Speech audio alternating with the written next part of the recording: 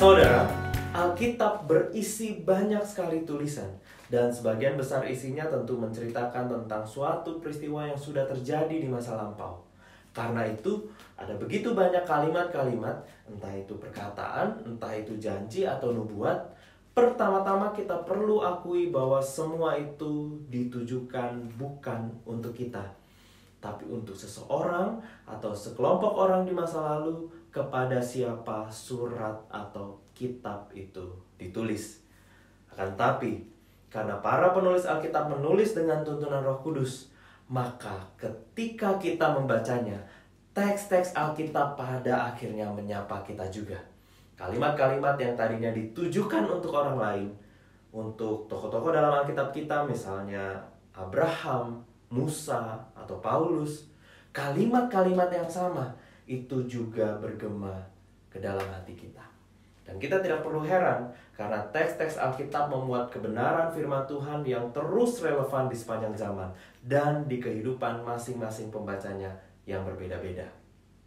Satu hal yang biasanya paling berkesan bagi kita adalah ketika teks-teks Alkitab itu memberi kekuatan pada kita.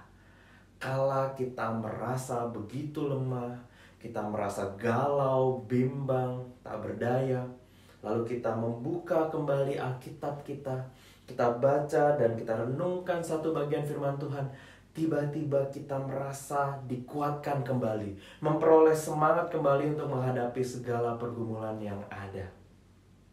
Seperti apa yang pemazmur katakan dalam Mazmur 119 ayat yang ke-27 sampai dengan ayatnya yang ke-28.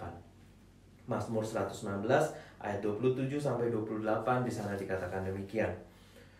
Buatlah aku mengerti petunjuk titah-titahmu, supaya aku merenungkan perbuatan-perbuatanmu yang ajaib.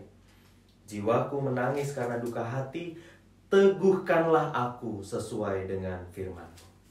Kita bisa temukan bagaimana pemazmur begitu rindu untuk memahami ketika ia merenungkan firman Tuhan. Dan kala pemazmur sedang berduka, ia mengingat firman Tuhan yang meneguhkannya kembali.